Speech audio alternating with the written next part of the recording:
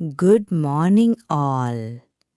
வீடு முழுக்க சிரிப்பு, இசை, கொண்டாட்டம். ஆனா அந்த வீட்டிலேயே ஒரு மூடிய கதவின் பின்னால் ஆயிஷா அமைதியாக உட்கார்ந்திருந்தாள். அவளது கையில் இருந்த கண்ணாடி வளையல்கள் ஒளிர்ந்தன. ஆனா அவளது கண்கள் அழுகையால் வீங்கியிருந்தது. இன்று அவளது திருமண இரவு. ஆனா அவளது இதயம் வேறொருவருக்கே சொந்தம். கட்டாய திருமணம். ஆயிஷா ஆம் சொல்லவில்லை, அவளால் இல்லை சொல்ல முடியவில்லை.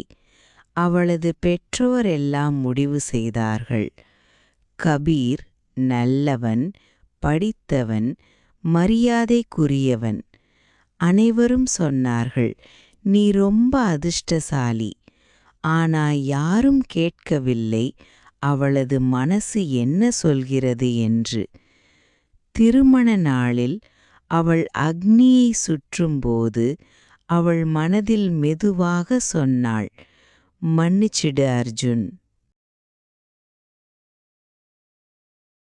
அந்த இரவு ஆயிஷா படுக்கையின் ஓரத்தில் நடுங்கிக் கொண்டிருந்தாள். கபீர் மெதுவாக உள்ளே வந்தான். அவளது பயம், அமைதி, கண்ணீர் எல்லாம் அவன் கவனித்தான்.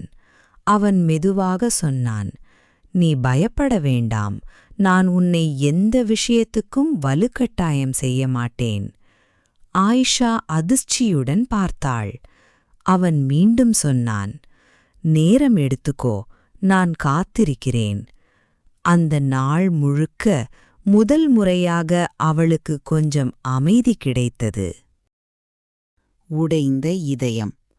நாட்கள் கடந்து போனது. ஆயிஷா எல்லோரிடமும் சிரித்தாள். ஆனா இரவில் தனியாக அழுதாள். அவள் அர்ஜுனை மறக்க முடியவில்லை.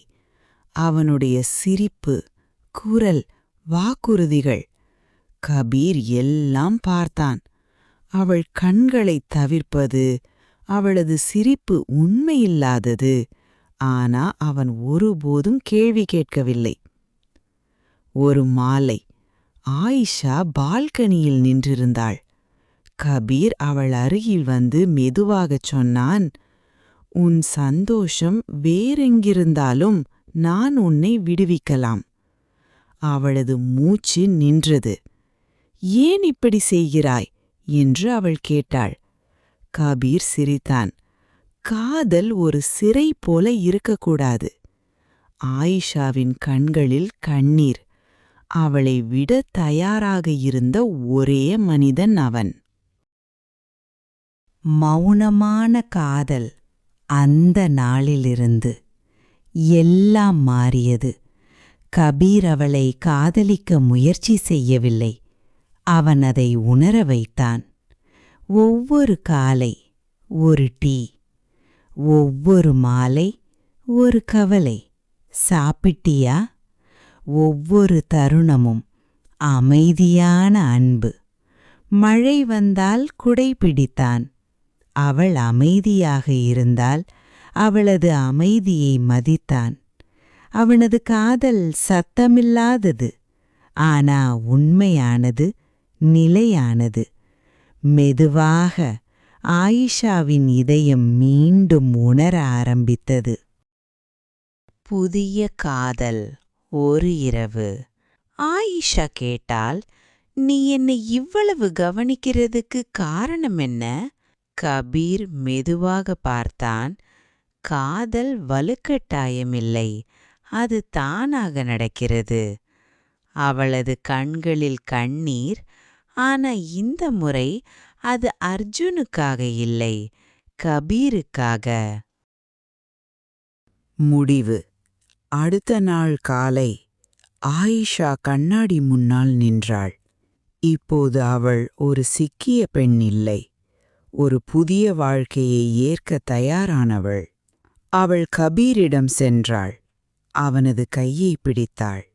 எந்த வார்த்தையும் இல்லை, ஆனா ஒரு முடிவு இருந்தது. நாம் கனவில் காணும் காதலெல்லாம் உண்மையாகாது. ஆனா நம்முடன் இருப்பவன்தான் உண்மையான காதல். உடைந்த இதயமும் மீண்டும் காதலிக்க கற்றுக்கொள்ளும். அது உண்மையாக நேசிக்கப்பட்டால். நீங்கள் பார்த்ததற்கு நன்றி.